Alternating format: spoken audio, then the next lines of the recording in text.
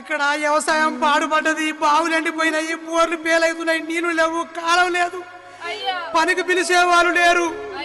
ఇక్కడ ఉంటే బ్యాంకు వాడు, కరెంటు వాడు, భూమి శిస్తోడు అందరు పీడించబట్టే.